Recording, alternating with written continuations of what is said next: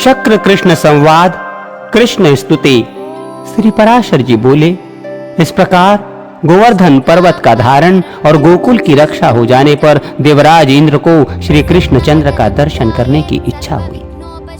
अतः शत्रुजीत देवराज गजराज ऐरावत पर चढ़कर गोवर्धन पर्वत पर आए और वहां संपूर्ण जगत के रक्षक गोप वेशधारी महाबलवान श्री कृष्णचंद्र को ग्वाल बालों के साथ गौ में चराते देखा।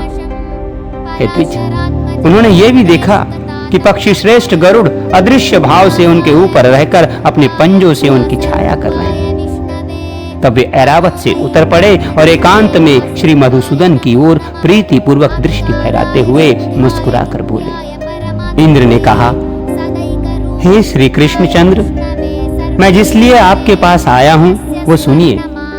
हे महाबाहो, आप इसे अन्यथा न समझें। हे अखिलाधार परमेश्वर, आपने पृथ्वी का भार उतारने के लिए ही पृथ्वी पर अवतार लिया है। यज्ञ भंग से विरोध मानकर ही मैंने गोकुल को नष्ट करने के लिए महामेघों को आज्ञा दी थी। उन्हीं ने ये संहार मचाया था, किंतु आपने पर्वत को उखाड़कर गौओं को बचा लिया।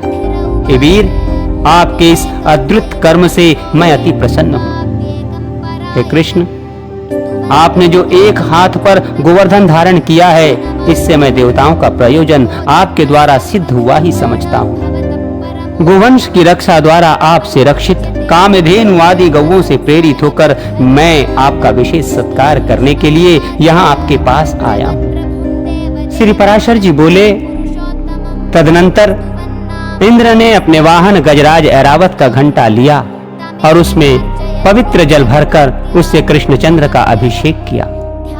श्री कृष्णचंद्र का अभिषेक होते समय गौओं ने तुरंत ही अपने स्तनों से टपकते हुए दुग्ध से पृथ्वी को भिगो दिया। इस प्रकार गौओं के कथनानुसार श्री जनार्दन को उपेंद्र पद पर अभिषिक्त कर शचीपति इंद्र ने पुनः प्रीति और विनय पूर्वक कहा, हे महाभाग, ये तो मैंने गौओं का वचन पूरा किया। अब पृथ्वी के भार उतारने की इच्छा से मैं आपसे जो कुछ और निवेदन करता हूं वो भी सुनिए। हे पृथ्वीधर, हे पुरुष सिंह, अर्जुन नामक मेरे अंश ने पृथ्वी पर अवतार लिया है। आप कृपा करके उसकी सर्वदा रक्षा करें। हे मधुसूदन, वो वीर पृथ्वी का भार उतारने में आपका साथ देगा, अतः आप उसकी अपने शरीर के समान ही रक्षा करें। श्री भगवान बोले, भरतवंश में पृथा के पुत्र अर्जुन ने तुम्हारे अंश से अवतार लिया है, ये मैं जानता हूं। मैं जब तक पृथ्वी पर रहूंगा उसकी रक्षा करूंगा। हे शत्रुसूदन देवेंद्र, जब तक महितल पर रहूंगा तब तक अर्जुन को युद्ध में कोई भी न जीत सकेगा।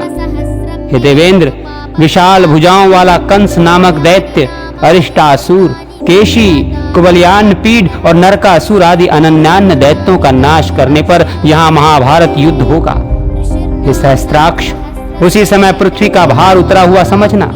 अब तुम प्रसन्नता पूर्वक जाओ। अपने पुत्र अर्जुन के लिए तुम किसी प्रकार की चिंता मत करो। मेरे रहते हुए अर्जुन का कोई भी शत्रु सफल न हो सकेगा। अर्जुन के लिए ही मैं महाभारत के अंत में युधिष्ठिर आदि समस्त पांडवों को अक्षत शरीर से कुंती को सौंप दूंगा। श्री पराशर जी बोले, कृष्णचंद्र के ऐसा कहने पर देवराज इंद्र उनका आलिंगन कर ऐरावत हाथी पर आरूढ़ हो स्वर्ग को चले गए। तदनंतर कृष्णचंद्र भी गोपियों के दृष्टिपात से पवित्र हुए मार्ग द्वारा गोप कुमारों और गौओं के साथ व्रज को लौट आए।